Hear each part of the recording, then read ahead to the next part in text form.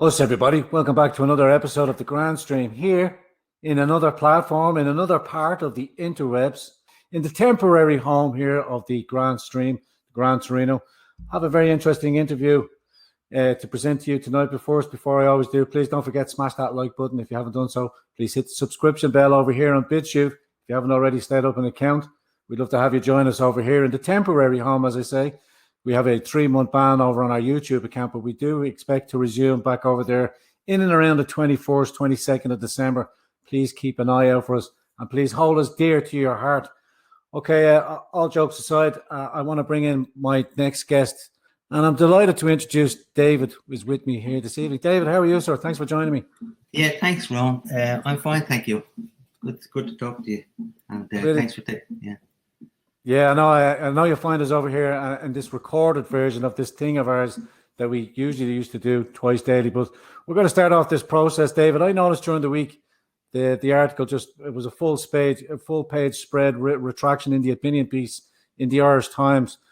We made contact, and I'm delighted that you're able to come here and join us this morning and just give us some background to your decision there, how this came about, this decision, and what is the background to this case?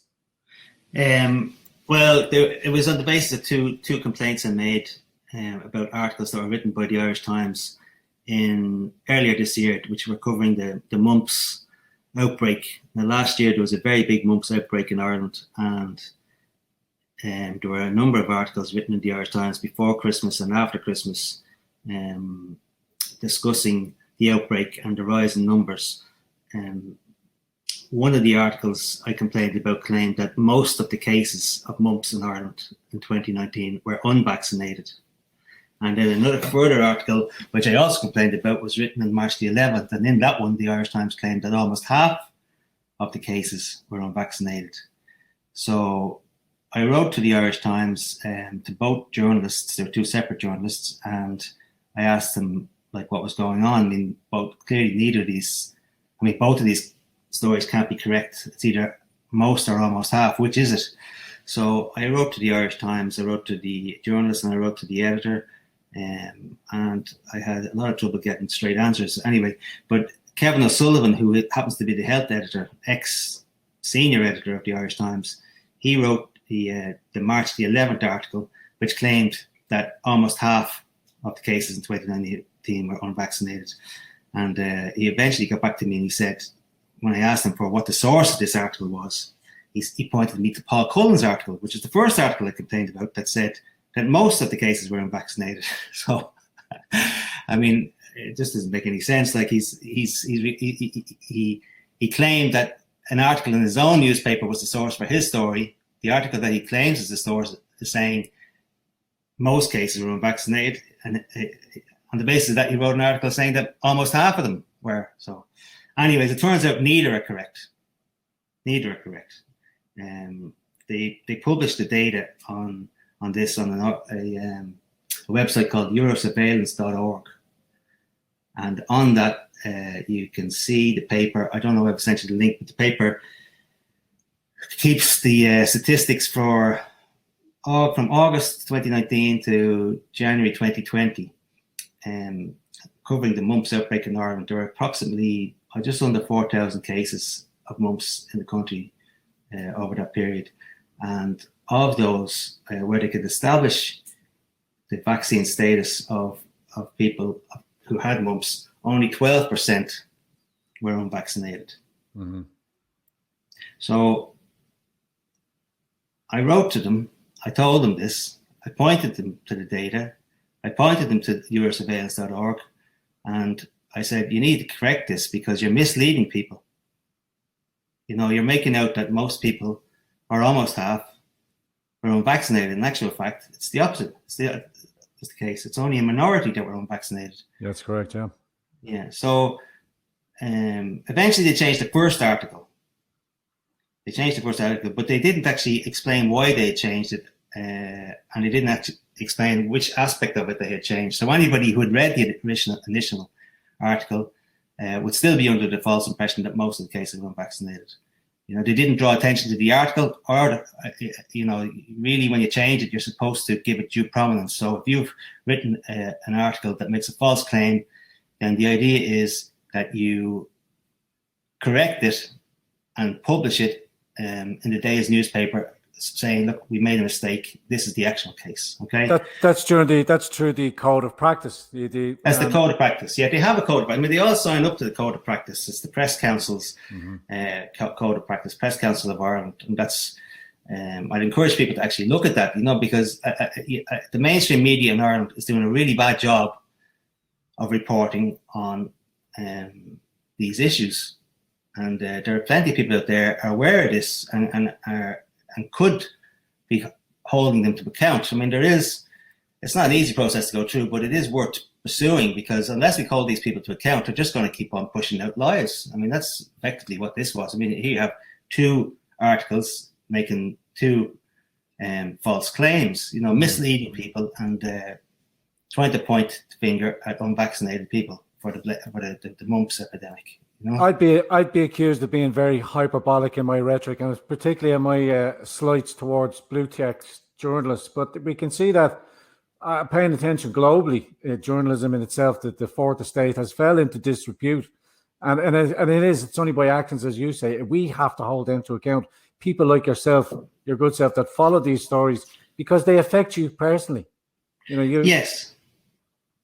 Sorry. Yeah. No. Yeah. I mean, this is the thing. You see. I've been so skeptical about the mainstream media that I don't buy the Irish Times. I can't stomach it, and occasionally I would glance at it to see, what are they banging on about now, but I mean, lots of people read the Irish Times and assume that what they're reading is factually correct. Yeah, they have a vested interest that they've been told all their life that this is the news. But I only recently had a conversation with a friend there, and they were having a debate on, and the people that he was having a chat with were in their late 70s, questioning them on the reporting of the story.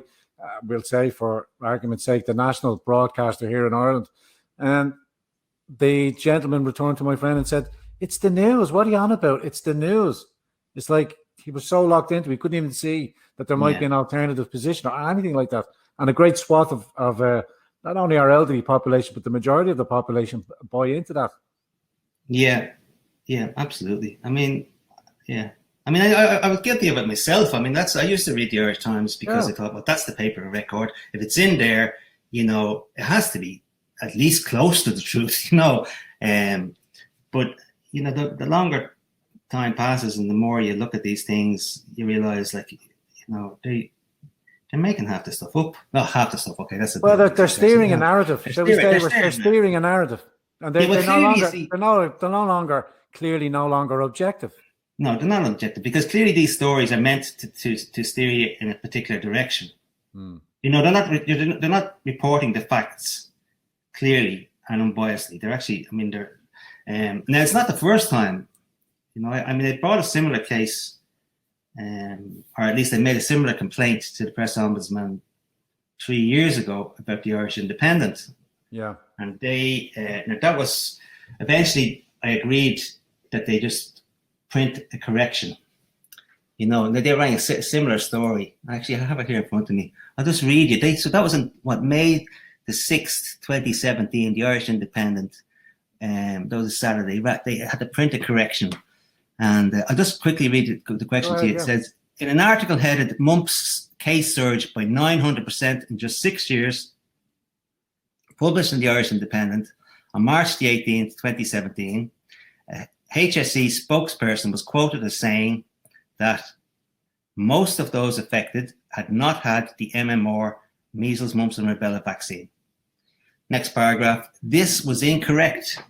The Health Protection Surveillance Centre has stated that only 10% of those affected with mumps had not had the vaccine in 2015. So, the Irish Times one, are you still there? Yeah, still here. Go ahead. Yeah, the Irish Times one it's not an isolated incident. This is part of a pattern. In actual fact, even the Irish Times itself wrote an article before December. Now, since it's interesting. Since that decision was published, I was contacted by somebody who had submitted a letter to the editor in December of 2019 on back of an article that he'd read there, which made a similar claim, most of these cases. And he outlined the problem with the article and highlighted the mistakes in the same way that I had done. So that's December 2019. Like that's, 2 months before the February article that was incorrect, and 3 months before the March article was incorrect. So the editor of the Irish Times can't claim that he didn't know that there was an issue with these. He can't claim that this is an oversight or somehow it's a mistake. Like, it's been pointed out to them repeatedly, and he's ignored it. Why do you think that is? I mean, are we, just to go back on our previous statement, that they're more likely to be steering a narrative when we see the likes of, in our own situation here in the Republic of Ireland, Stephen Donnelly, now the new Minister for Health, bringing on 2 new mainstream, more or less, journalists. It's a common theme, but to control their PR. And one of her first actions in one of the first in the line of interviews that he was having as the health minister, one of the reporters, I'm presuming it was Josiah Burke from the Burke broadcast, was questioning the minister on the figures, and the new PR consultant was basically holding court and stopping any further questions being asked. And in various other in various other interactions with the health minister as well, the journalists have been telling journalists to not ask pointed questions as such. Crazy stuff. Yeah, awkward questions. Yeah, or questions that they don't want to tell the answer to. I mean, this is, there is a major problem here. Major problem in Ireland. We don't really have a properly functioning press. It's left to people like yourself, independent, socially aware people trying to actually. Alt media presence. The alt media is growing, David. That's why it's important that we support and push out, because people like you wouldn't get a platform. People in their most day-to-day wouldn't have the attention, time to spend through your links to read the various complaints that you've been pushing out through the years, and you've been holding them to account as a citizen. Nothing completely due to you, because it is personal to you. Take us back to your involvement, as I said, your history, and why you became so acutely aware of, so we say, vaccines, and why they're so important to you. Sure. Well, when I was 13, I was diagnosed with an immune disorder. It was hypogammaglobulinemia. It was quite a rare thing in those days. I mean, the immune disorders weren't something that you heard people talking about frequently. Although at that time, that was when the AIDS epidemic broke out. So there was a bit of fear around it when I got the diagnosis. And I remember somebody in school joking, "Oh, you've got AIDS," but no, it wasn't that serious. But it was a problem that had to be treated. And I was taken, the person that looked after me was a Professor Greeley. He would travel up to the Children's Hospital in Crumlin once a month from Galway. I think it must have been the University Hospital in Galway. And he recommended that as for treatment, I would receive plasma transfusions. Plasma is a blood product, and that would help boost the antibodies in my body, help to fight off infections. So I was getting recurring infections. That's a technology that Italy are currently using as well, as a range of effects for the COVID situation over there, the plasma replacement. Okay, well, this is a long time ago now, so it was kind of an unusual situation, but so the idea was that once a month I'd go in and get these plasma transfusions. Now, very early on, there was an incident. I'd go over. It was a 24-hour gig. You go in, you'd be hooked up, put in a bed, intravenously given the plasma, and then stay there overnight, and the next day you go home. And it did help, but I think the first or second time I got the transfusion, there was a problem. And my parents were there, and they went down for coffee to the coffee shop after an hour or two. And while they were gone, I had an allergic reaction. So hives started appearing in my face and my arms. And when they came back, they were, concerned, and they talked to the nurse, and the nurse was not too bothered.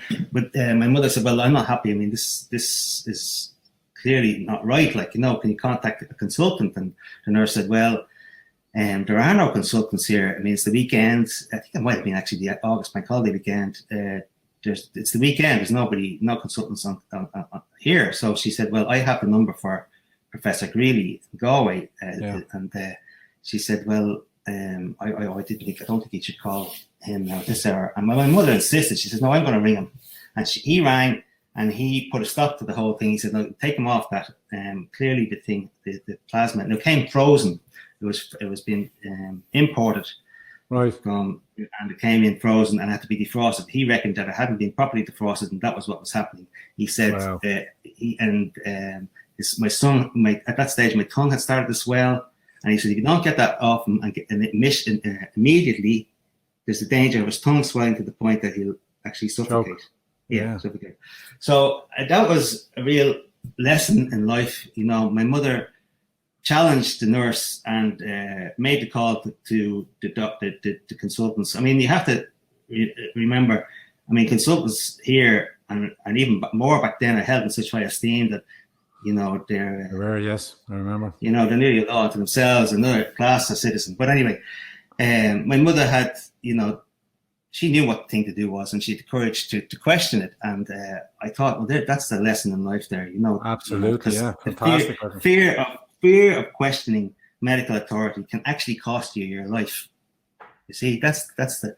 So anyway, after that, another interesting thing happened. When next time we saw the professor, he recommended that my mother tried to get together some relatives and to be donors, you know, so we'd have our own pool of donors rather than relying on outside products, because he wasn't convinced of the screening procedures in place for the blood products that were being used in the country at the time. Now, this is, you have to remember, this is about 1984, around that time, 1985. Different world. Yeah, well, interestingly, he was proved to be right, because in 1994, the hepatitis C scandal came to light, and it was clear that he was right, that the screening procedures weren't in place, and as a result, I think you're into the hundreds, possibly thousands of Irish women, mostly this anti-D scandal, they developed hepatitis C, and quite a lot of them died, you know, so, and other people contracted HIV. So, you know. Big scandal here. Yeah, big scandal here. So the point is, you have to keep an eye on these things. Anyway, so that would have piqued my interest, let's say, in immunology. So fast forward now, let's skip over a lot of things, but eventually, you know, it comes to the time about 15 years ago, and my own children are on the way, and I still had health problems, but the only way I'd been able to really get a handle on them, to improve my quality of life, was through alternative therapies, and mostly through diet. And so I would go to these talks and listen to people talking about how they cured themselves. And I came across one website called the Weston Price Foundation, which is a good website. Weston A. Price, he was a dentist. And there's a website there that's dedicated to him. And they talked mostly about nutrition, but they also talked about vaccines and the dangers of vaccines. And so that kind of set off alarm bells. And I started looking into it more, because I knew it was going to be something that would come up when my own children were born.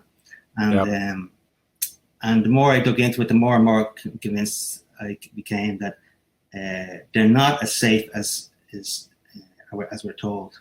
And really, I'm not telling anybody, I just want to be clear now, I'm not saying to anybody not to vaccinate the children. Not to vaccinate the children. What I am saying is that, you know, I'm in favor of the principle of informed consent. People need to educate themselves, and they need to weigh up the pros and cons for each vaccine and make their own decision. And they can't just rely on one or two sources, particularly, as is made clear now, you can't rely on people like the Irish Times to steer you in the direction of where they want to be. You know, they have vested interest. I mean, a lot of their revenue comes from the HSC, the pharmaceutical industry. Government, so a lot of government spending. A lot of government spending, yeah. So they're very much pro what the government want to do, you know, and so you have to be wary. And one of the reasons I made this complaint is to point out, it's just to draw attention for people, the people that, you know, these people cannot be trusted. You can't just rely on it. I mean, you have to be these days your own fact checker. Yes. You can't just, you know, that's the situation we're in. You have to actually go and check, where's he's saying this, but is that true? And where is he getting the information for this? And then double check it, and then listen to somebody who's telling the other side of the story. And then you make your own mind up, and then you can make a responsible decision. Now it does take it does require responsibility. Like if you're going to not vaccinate, then you have to protect your children in other ways, and you have to be very conscious of the diet and stuff like that, and all that kind of thing. Anyway, 100%. Yeah. But sorry, David, and I hope it doesn't steer us to a side or too much of an aside. But you would think with the talk of vaccinations or the talk of therapeutics, or that they should be pushing healthy lifestyles more on the nutrition side of it, as you say, regular exercise. But we're steering towards the vaccinations. Yes. Probably too much of an aside. No. I mean, actually, no, it was interesting at the beginning of this whole lockdown thing that they kept on telling people to stay indoors. And I was thinking, it was known then. It's known for a long time that vitamin D, I mean, they're talking about it now. I heard Luke O'Neill on Pat Kenny's show saying, oh, yes, actually, vitamin D does have a prophylactic effect against COVID-19. But, why weren't they saying this back in March and April when we actually had the sunshine and people could be out there getting advantage of it? I mean, but particularly our elderly, the very people. I was just going to say that, particularly the elderly, because I noticed at the time that the elderly around the area where I live were staying indoors. And I was thinking, my God, this is the time they need to be out there, going for a walk, and we don't live in a very populated area. They could easily go for a walk and not be, everybody will stay clear of them. And they get the sunshine. So, that seemed extraordinary to me. Very, very simple advice. Go out, get some walk, get some fresh air, and protect yourself. Protect yourself. Yeah. So, those things are cheap. That's part of the problem. Nobody makes money out of vitamin D from the sun. But that's gonna make me jump across to the conflict of interest. We see Professor Valence in the United States that's leading the American medical expert. He has a 600,000 investment in the very same company that's going to start producing these vaccinations that can be, as you're going to steer us towards in relation with the mumps, that they will probably need continual boosters if they have what's known as the waning effect or secondary failure. Yeah, actually, it is worthwhile mentioning that, because that puts the complaints into context. So, I mean, mumps. I don't want to underestimate mumps. Mumps, actually, if you don't look after yourself when you have mumps, yes, of course, you can actually cause complications. So a child, now usually it was just children who got mumps, and it's changed now as a result of the vaccine and the introduction of the vaccine. But when your child got mumps, they had to stay indoors to get a lot of rest. And part of the problem is that it's changed to adults, and adults are less likely to rest, let's say, and also they're more prone to complications. In relation to the mumps vaccine, any vaccine, in fact, they talk about primary failure or secondary failure. Primary failure is when the vaccine doesn't actually produce the antibodies that they wanted. There's no seroconversion, they call it, and as a result, it doesn't have the prophylactic effect that it was intended to do from the start. So you get the vaccine and it has no effect, and a couple of weeks later, you get the illness anyway. Secondary failure, on the other hand, is what you're referring to there, is waning. So over time, it's becoming more and more apparent, particularly with the MMR vaccine, that the effect wanes over a period of time. And by the time, 10 years after having had it, the second shot, the effect is much, much lower. So, and that is the reason why we're seeing outbreaks now in 15 to 24-year-olds. And that is the reason. Now, I've actually, I don't know whether I should cut into this now, but I wrote to Kevin Kelleher of the HSC to ask him about this specific problem. And I could read you his response because it's interesting. Yeah, please do. Go ahead. Just 1 second. So I sent him a series of questions. Specifically related to mumps, because I asked them why if this was such a serious disease, it didn't become a notifiable disease in Ireland until the MMR vaccine was introduced. Anyway, but as regards the waning of the effect Yeah, here it is here. I asked them, if the incidence of mumps continues to increase in the post-puberty age group, at what point would the HSC consider abandoning the mumps vaccine because it was causing more problems than it is solving? Does such a tipping point exist? Or is the HSC committed to vaccinating for mumps regardless of the outcome? Now, his answer is, it is important to remember that the increase in post-puberty mumps and the associated complications is not a direct result of the childhood vaccination program, but rather a manifestation of the combination of waning immunity over time and historical suboptimal vaccination rates in childhood. Now, he's actually contradicted himself there in the one sentence. He's saying the increase in post-puberty mumps is not a direct consequence of the childhood vaccination program, but it's actually a combination of waning immunity over time. Now, waning immunity over time can only refer to the vaccine because, you know, immunity from having had the mumps, actual mumps, wild mumps, confers lifelong immunity. So he's contradicting himself there. It makes absolutely no sense. Mm-hmm.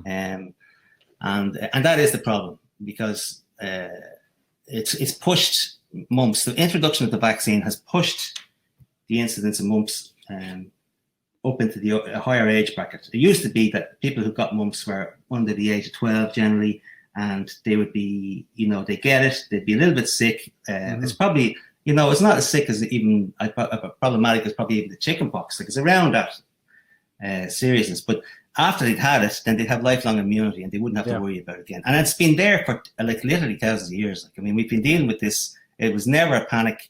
And the real question is, why was it included in the MMR vaccine? That's the question I would be asking. And because, like, when the MMR vaccine was rolled out, that's when they introduced that. That was the first time we'd had a mumps vaccine here. We didn't have mumps vaccines before that. Yeah, that refers back to that article from the Dr. David Nolan that you pulled back out from the archives as well. But there was no historical record kept from 1988 or previous to 1988, as you say, when the MMR vaccine came out, because, as you said, just to reiterate the point, that it wasn't a notifiable communicable disease of much concern. No, so a notifiable disease means, like, the GP sees it, he has to notify the HSC, say, look, we have a case here and we need to keep an eye on it, and the HSC keep an eye on all those things. Now, there wasn't a notifiable disease before 1988, the year that the MMR was rolled out. Mm-hmm. So, and the reason for that was, it wasn't that there wasn't a mumps vaccine available. There was a mumps vaccine available. In fact, it's they had a mumps vaccine as far back as 1948, and the one that they're using now, I think that's been around since 1967. So it was being used, administered in America. So we were aware. The health authority were aware that there was a mumps vaccine. If they'd wanted to, they could have included it as part of the schedule here.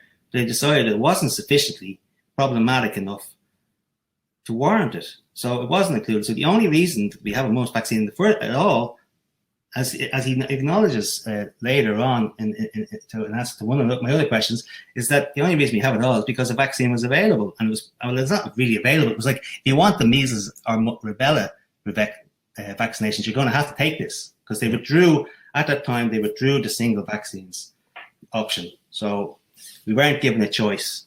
And now we're seeing the consequences, you see, because at the time, the idea was you get 2 shots of this and you have lifelong immunity. Now it's quite apparent that the immunity wanes. I mean, in 2002, the National Immunization Advisory Committee, 2002, so what's that, 18 years ago? And that's 14 years after the introduction of the vaccine. Now, back at that stage, they said that the MMR vaccine is very effective, with up to 99% of those receiving 2 doses developing immunity, and 90% after 1 dose. So they're saying if you got, like, so back in 2002, people were told, you know, you got 2 doses of this, you're good to go. 99% of people are now that's clearly waned. Like, they've dialed that number down now. You can get 2 doses, and the average protection you get from it is 88%. And some people, after 2 doses, their protection is only, they've measured it at 35%, you know, so that's So they didn't know. So you see, this is part of the thing about vaccines. It's like when they're rolled out, there's all these, great plans for the future. And in actual fact, they're talking about eliminating mumps altogether from the planet, like with this, I mean, the National Immunization Advisory Committee are talking about, like, well, if everybody gets this and we have up 95% take-up rate, then we'll have no mumps. Yeah, but actually, but that hasn't worked out. I mean, because they've had now outbreaks in populations where everybody's been vaccinated. Most recently, they had this warship in this USS Henry, I think it's called. That's correct. And they had this rolling outbreak of mumps. And the thing about the warships, the USS Navy, is that, you work for the Navy, I think they own you. They own you, don't they? You're their property. And they give you the vaccines. You don't, even if you had them as a child, you get them all again. Now, so they would have had them, anybody on that ship would have had them. And then when it became apparent that somebody on the ship had it, everybody else got a booster shot. But they couldn't land this ship, or they couldn't dock the ship for, I think it was something like 18 months, because basically it was a rolling outbreak, and as soon as it died down somewhere, it flare up again. So there you have, there's proof that no matter, you can vaccinate the whole population of the planet, if you could even do such a thing, but you're not going to eradicate mumps. You can't eliminate it. At least, it doesn't appear to be effective enough to eliminate it, particularly looking at this situation, Make the comparison in that situation. We have a clear indicator now of a causality, as we say, between the mumps vaccines, and now it's been transpiring, and there's more and more clear evidence coming through that the vaccines are waning and boosters will be required. Could that be made a comparison here in this situation? Well, yes. I mean, I think so. I mean, it's important to bear this mumps story in mind when you're thinking about the introduction of a new vaccine, because when the promises for what mumps could do were quite extreme, and they haven't panned out. But they couldn't have known. You see how this is the part of the problem. Like you're giving something that's you're hoping will give lifelong immunity, or claiming that will give lifelong immunity. But how do you know? You haven't proven it. The only way to prove it is to give it to one group, not give it to another group, and then follow them over the course of their life, and then see what happens. And then you can say, well, look, none of these people developed this thing, so that's a pretty good indicator that this offers lifelong immunity. Now, those kind of studies just aren't done. They're not done on any vaccine. I mean, actually, in fact, the studies that are done on vaccines aren't great. Like, they're not sufficient. I mean, given that, gold standard. Given that as well, David. Sorry, David. I know I'm cutting across. Given that standard as well, that for the mumps, and you'll understand this as well, that they had a clear Koch's postulate. By Koch's postulate, they were able to identify what mumps is. We don't even have a Koch's postulate for COVID-19, yet they were ramping up and producing a vaccine for something they don't even have clear indications what that hasn't passed the necessary criteria to be identified. Yeah, that doesn't make sense to me. No, I don't know enough about that kind of thing. Like, I mean, it does. It sounds on the face of it to be. It just doesn't make sense, does it? No. But I was cutting across you, David, there. Sorry, go ahead. No, I was just going to make the point, like in relation to the testing, you see, most people assume that these things have been tested so well that there can be no problems with them. But the gold standard in medicine, for testing something like this would be, or a very, very high standard would be the double-blind placebo. Double-blind controlled group placebo, So but those tests aren't done. So very few of them have been done on vaccines, where you give one group the vaccine, you give the other group a placebo. Now, a true inert placebo, like a saline solution or whatever, so there's nothing actually in it, and the double blind meaning you don't know which group has it, and the group that the people that get it, they don't know either. And then double blind randomized control group, that's the word I was looking for. So there was actually one done on the BCG vaccine, and that was a large-scale study. It was done in southern India in the early 70s. I think the World Health Organization were involved, and it involved about 500,000 people. So BCG is protects against TB. So they gave half this group the vaccine and half a genuine placebo. There was nothing in the other one.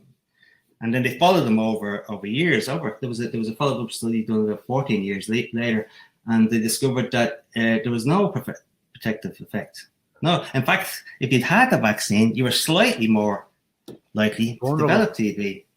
So that's the only large-scale, double-blind, randomized control group study using a proper placebo that's ever been done on a vaccine. I mean, that's quite remarkable. Most people think that these things have been tested like until the cows come home. But it's not quite that way at all, Okay, given everything that we've spoken up on, David, and we're coming up into the last 5 or 10 minutes now.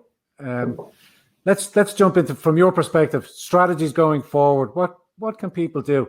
I mean, it's clear to me. It's obviously get informed. You need to understand what informed consent is.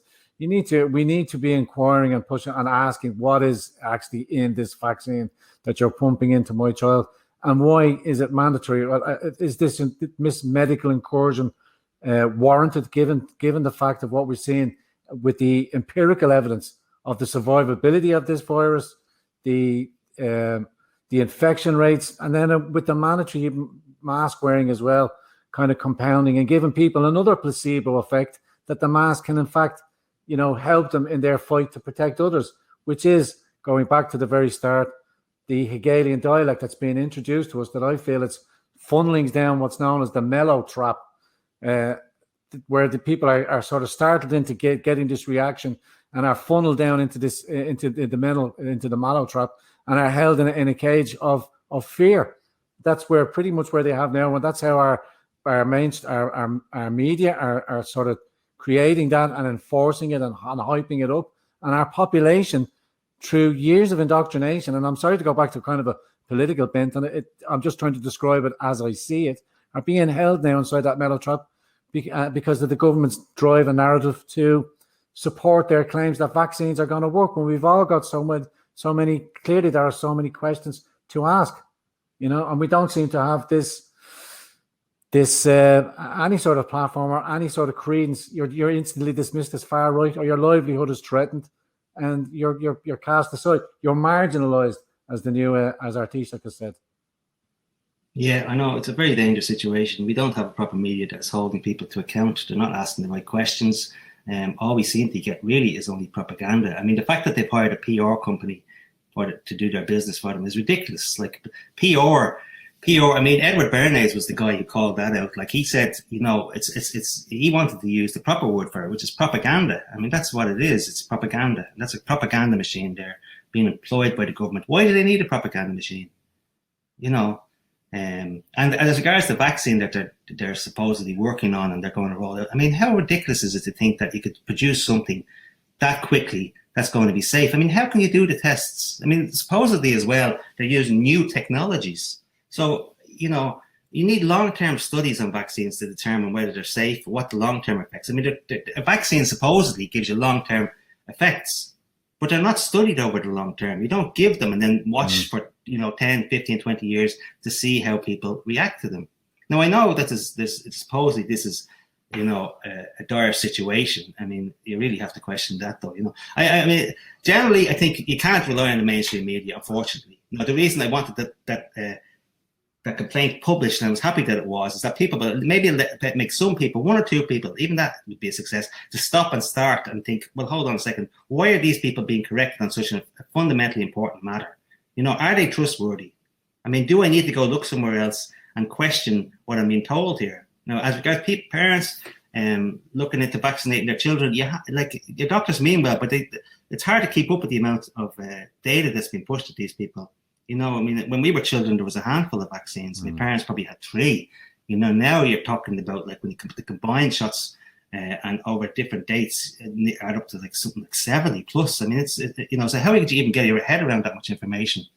But you have to, unfortunately, go do your own homework. And informed consent means informing yourself, not being informed by others. Or that's more like consumed consent. It's a personal responsibility.